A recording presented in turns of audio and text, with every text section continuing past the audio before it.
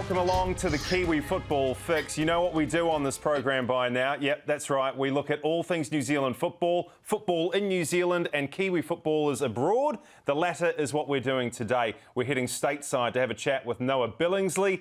He is currently plying his trade with Phoenix Rising on loan from Minnesota United in the MLS. Noah, great to have you on the Kiwi Football Fix. How are things? I appreciate it. Thank you for having me. Things are great. It's a little bit hot for my liking over here in Arizona, but it's good. What kind of temperatures are you talking about? Because back here in New Zealand, it's a little bit nippy. Are we talking sort of early 30s or something like that? Mate, I wish. I think today clocked in at about 45. Oh wow! And so yeah, it gets up to 47. I think later on in the week. So that's not too fun, but you got to deal with it. Yeah. Hey, did James Musa, the Moose, did he put in a good word or something? Is that why we've got you on the show today? I mean, apparently, yeah. I mean, that guy runs the show, so whatever he says goes. Very good. Hey, look, we're not too far away from the Olympics getting underway, and obviously you're of an age where you're eligible to go. What do you know? Has Danny Hay been in touch? When's the squad being released? Do you expect to be involved? So far, there's sort of a group of players that I think maybe about 30 players that might go, and then they're probably going to whittle it down in the next few days, and then let us know, hopefully soon, because waiting sucks, obviously. But yeah, I'm really hoping to go. As you said, I'm the perfect age for it, and it's always been a dream to go to the Olympics, as I'm sure it has for any athlete. So fingers crossed, and we'll see what happens. What's the likelihood that Minnesota or Phoenix will actually allow you to go? Because do the American seasons, do they continue throughout the Olympic Games?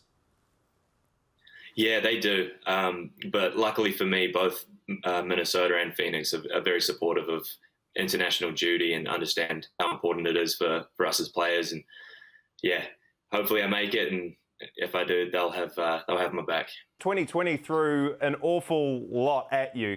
I mean, let's start first of all with COVID-19. The world was worried, and we were worried down here. Not that we got it as bad as other countries. You contracted the virus. How frightening was that for you, given all we were hearing in the media, and all of a sudden you've got it? Yeah, good question. I think the media, obviously, it's you got to take that with a grain of salt. We had our trainers and doctors and personnel giving us as frequently as it came out. So when I did get it, they were very supportive and made sure that I understood that it wasn't that big of a deal for someone my age and with my physique and whatnot. No pre-existing conditions, so they calmed me down really quickly. But obviously, it was quite scary when I first got it. Yeah, and so what kind of symptoms were you experiencing? Was it headaches? Was it like really quite debilitating? To be completely honest with you, I was okay. It felt like a mild cold, maybe a runny nose a little bit. The strangest thing was losing your taste and your smell. I was eating. I just to test it, I bit into a raw onion just to see what would happen, and couldn't taste or smell anything. It was like eating an apple. So, but yeah, apart from that, it was honestly not bad at all. Have you continued that trend? Are you like munching onions like they're going out of fashion still? Yeah, I found a new love for raw onions. No, just kidding. Yeah, no, taste and smell's back now for good, hopefully. So. Oh, that's good. Yeah. And so, like, family and friends back home, they weren't like, oh, geez, we're going to lose Noah. They were understanding of your symptoms and what the doctors had told you, and they were A-OK? Yeah, I think at first for them it was a bit scary because all they would have really seen is what was in the news. But yeah, once I explained the situation, I think they were okay with it. And my mum was really good at calming me down too. So yeah, it was a weird couple of days, but after that, everything sort of calmed down, and yeah, it was all good. So what about now, Noah? Have you had the jab? So are you're okay to travel? Yeah. So I've had two vaccines jabbed into me, and I think at this point I'm okay. So it'll be interesting to see what happens with it. Obviously, it's a really new thing, and we're not quite sure how effective it is. But at this point, I'm good, and I'm being told I'm good. So hopefully I am. It must have been quite a hit for you, though, because you're a footballer who prides himself on his fitness. I've heard Michael Boxall talk in the past about your fitness levels, and they are far superior to anybody else's, it would seem. So how much of a hit did you take in that period where you were in isolation, not doing any fitness work? Yeah, to be completely honest, it's still something I'm dealing with now. I'm not sure if they're long-term effects or what's going on, but after getting healthy again, it was a work in progress. It took about maybe 2 months to even get close to where I was before. So wow. Even though I didn't really experience many symptoms during COVID, it definitely affected me quite a bit afterwards. So still working towards getting fully fit again, but I think I'm almost there now. It's been about a year since I had it, so almost there. That's incredible. After a year, you're still not quite where you used to be. I'd say it's very close, but there is, I feel certain things that I wouldn't have felt before. Before contracting COVID, I could run for days and I'd be completely fine. But after getting it, my lungs felt a bit heavy, and the lactic acid would build up in my legs a bit quicker, and little things like that. But as I say, it's pretty much gone now. So nothing to worry about. Well, further complicating matters is news of this heart condition that you've got. Can you tell us, first of all, when you found out about it and how it affects you in training and in game time? Yeah, sure. So when I got drafted to Minnesota, I had to go through a physical, as every professional athlete does when they get to a new team. And I thought it would be okay. I've done a physical before, nothing happened.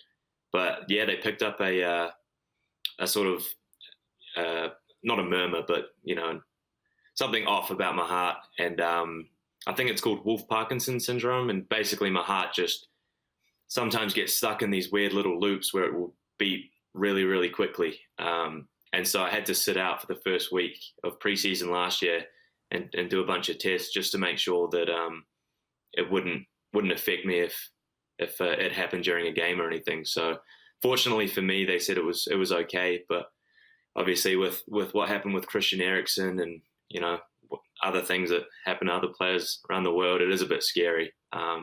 But as I say, I don't think it's anything to worry about at this point. Yeah, you definitely need to take matters of the heart very seriously, and especially, as you say, watching Christian Eriksen the other day, that was absolutely shocking. And we don't want to see that happen to him or anyone else, especially it. So when you experience that rapid heartbeat, what does it actually do to you? Are you therefore like dizzy? Are you short of breath? Is it a case of sitting on the sidelines for 10 to 15 minutes, it dies down? What actually happens? So when it goes off, what I say, I get a bit dizzy and breathing's a wee bit hard, but it tends to go away maybe a minute into it. If deep breathing usually helps, and a little drink of water. So it's it's something I've been dealing with my whole life. It's only been the last year that I've actually known that I have it. So I've gotten pretty good at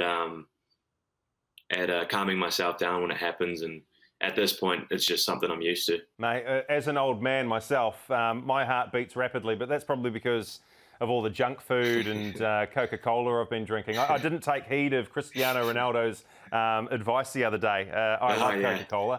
So, just try and stay fit and healthy for as long as you can, because otherwise you'll turn into a blob like me. Exactly. Well, just like Cristiano, I got the agua, so we're okay. Very good. Hey, the third thing, I suppose, about the 2020 experience, we've covered off COVID, we've covered off the heart condition. The Black Lives Matter movement after the death of George Floyd at the hands of police officer Derek Chauvin. Now, you were, much like your mate the Moose, James Musa, in Minnesota, you're watching all of this chaotic behaviour unfold out on the streets from your Minnesota apartment window. From your perspective, what was that moment in time like?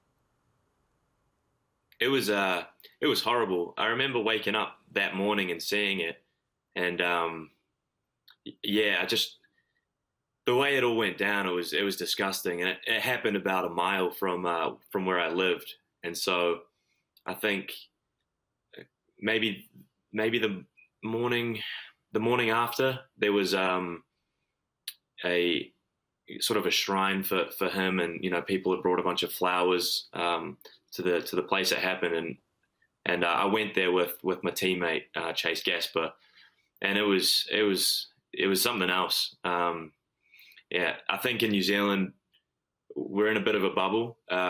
It's almost like a utopia down there compared to what goes on around the world, and it was really eye-opening. Something I haven't had to really deal with my whole life until coming to the States, and it was a very tough time, I think, especially with a lot of African American friends, and even my father's African as well, so it was very scary. But as a team, we rallied together, and as I say, James and I, we joined in the protests, and it was nice to see that unity between people, which is something I don't think the media showed much. But it was a very tough time, I think. Yeah, a lot of the stuff that we saw back home here in New Zealand, it was a lot about the riots. You'd see, mum and dad store owners having their shops pillaged and smashed in.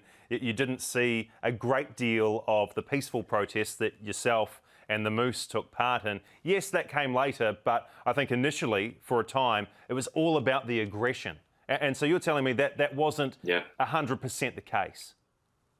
Oh, no, not at all. Even the couple of days after it happened, obviously everyone was in shock, but everyone was peaceful, and there was, even during the protests, there was water station. People were handing out water and snacks, making sure everyone was okay. They were handing out masks because obviously it was the middle of COVID. It was just a shame the way it was portrayed in the media, because I think it was a real eye-opener for me, because it just showed that when people band together, they can get a lot of stuff done. And obviously there was a lot of violence, and I'm not saying that was good at all, but there was definitely parts of that sort of movement that weren't portrayed well at all. How difficult was it then to live a normal life through that time? Were you able to get out and purchase things from the supermarket, or was it very much I need to sort of stay at home and batten down the hatches when I'm not taking part in these peaceful protests? Yeah, it was a bit scary. The area I lived in, which obviously, as I said, was where he was murdered, the whole kind of area was boarded up, and you could only go to grocery stores maybe for 2 hours a day. And obviously with COVID happening as well, it just made it much worse. I remember we had to make sure that we lived near a bridge, and you could jump from the bridge to our balcony. So my roommate and I stayed up for a couple nights just to make sure that no one did anything to our apartment. But yeah, it was a bit scary at some points, when the sun went down. But as I say, I don't think people were targeting us. They were trying to fight back at the government a wee bit. Look, 2020 was a difficult time, no doubt about that, Noah. But I suppose for you personally, it ended on a really positive note. You managed to make your MLS debut for Minnesota after being picked up in the draft. What was that moment like for you? Because this is something that you'd been striving for a long time, and it finally came to fruition.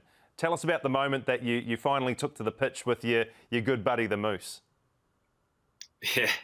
No, it was an amazing experience. I didn't think I was going to play at all, but thankfully for me, the right back went down with about 15 minutes to go, I think. So coach signaled to bring me on, and it was cool that I was getting subbed on with Moose as well, because we obviously went through a lot together last year. But it was a dream come true, honestly.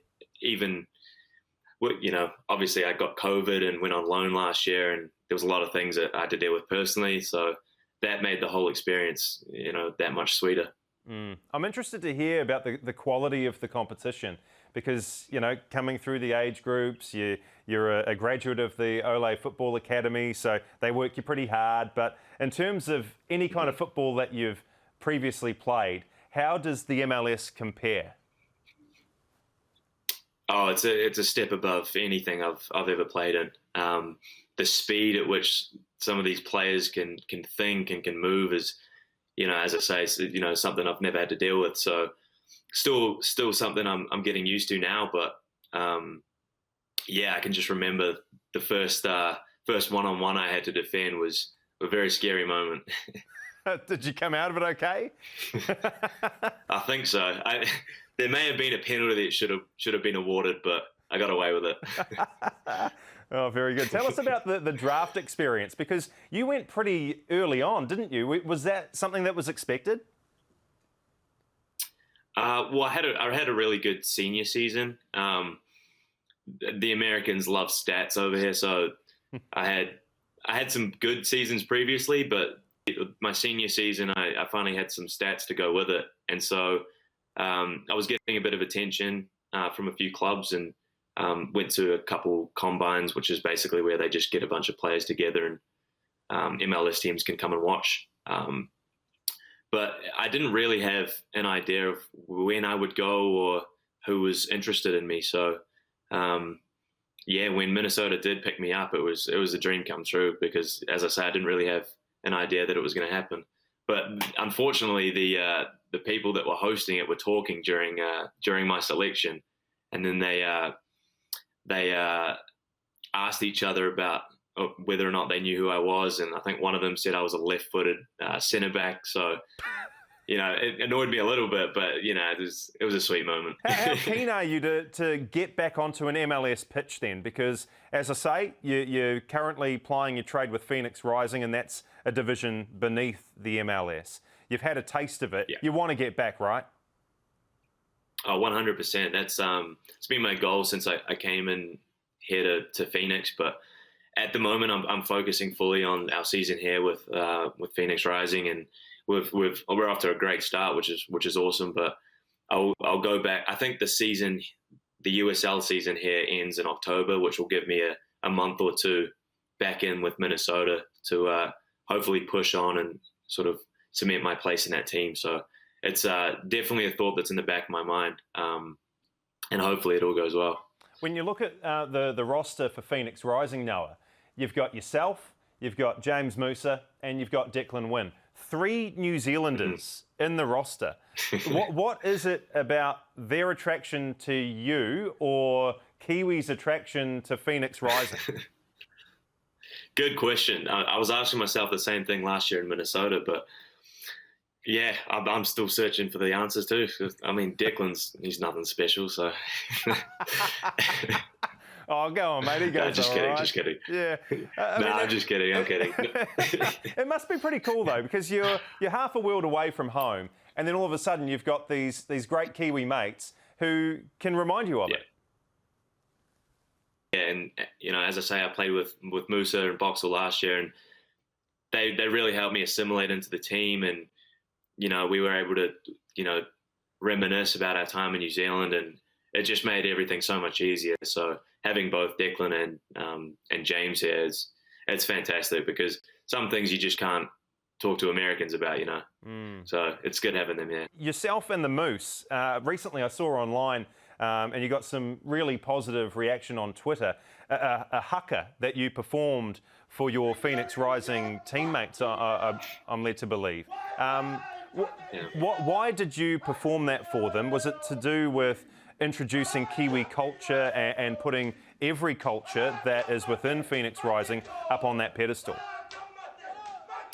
Yeah, so it was for our initiation. Usually people sing for it, but Moose came to me and said we should do a haka, and our coach he's very good at he loves New Zealand culture. He was the first thing he said to me when I got here was about the book Legacy, which is with the All Blacks, and he loved them. And when Moose came to me and said we should do a haka, I thought it was a great idea, because not only does it show the team where we come from and gives them a bit of insight into us as people, but it made the coach happy, and that's always a good thing. How often do you get to perform the haka? Because it's not something that the All Whites do before they take to the field. So how well versed in it are you? I mean, I know the whole thing. I think that's one thing I've noticed about New Zealand is they're very good at, I mean, obviously they're getting a lot better now, but they're very good at including multicultural into, our curriculum as kids and, all throughout school. So both Moose and I, we remembered it perfectly from our time in New Zealand. And I think that impressed a lot of people over here, especially because I don't think they're as, accepting of the indigenous cultures as we are in New Zealand. So I thought that was quite an important thing to show as well. Some of the negative comments in that Twitter post were, "Where the hell is Declan Wynn?" I know what you're going to say. Was he away that day or something? Like, what happened, Noah? Yeah, no, I think I don't think he travelled on that trip because he was injured, so he didn't get to be a part of it. But yeah, the comments weren't too happy. No, it's like you've got 3 Kiwis on your books, 2 of them are performing the haka. Yeah. Where's Declan Wynn? Yeah, Declan's chilling at home with a bear. No, he's. It would have been good to have him there, but yeah, unfortunately the timing was off. Yeah. Hey, I'm really interested to hear about your transition from striker to essentially a wing back. When did you make that change? Yeah, so it would have been my 3rd year in college. We played 4 years, so my 2nd to last year, halfway through the season, we needed a left wing back, and at the time I wasn't scoring a whole bunch of goals, so the coach threw me there because I could run, and it turned out to go quite well, and I quite enjoyed it. So I shifted over to the right, and just stayed there for the rest of that season, and then the rest is history. Now I'm a right back. So hopefully, as I say, I don't transition into a centre back and then a goalkeeper. But at the moment, I'm really enjoying it. It's going well. I think there's a lot of things to learn because obviously it's a new position. But I'm really enjoying it, and I think it's a position that I can do really well in. How are you coping with the defensive side of things? Because as a striker, obviously, in football you defend as a team, but up front it's not as crucial. You can be a little distant from the men that you're marking. Whereas if you're in the heart of defence or out wide, you need to be touch tight. You need to know exactly what's going on at any given moment. So talk to me about that, like the nuances of defending and how quickly you're picking it up and how much you're enjoying it. Yeah, so obviously, as you say, the nuances are something that I'm learning day by day. The 1v1 defending, the positioning, all of that sort of, the specifics. I'm trying to learn, but coming from the Ole Academy and being coached by Declan for many years, you sort of understand. You don't, he doesn't just coach you based on your position. He coaches you based on the whole field. So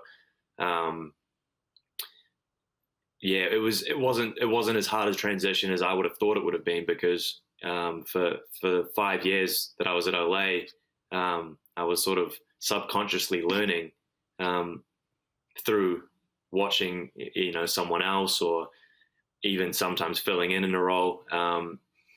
But yeah, it was just a lot easier than I thought it would be, and that's down to Declan Edge and the Ole Academy teaching us, not just your position, but every position on the field. Hey, you said earlier, Noah, that you were in New Zealand for the MLS draft. When was the last time you were actually in the country? Was it through that period? How long have you been away from home?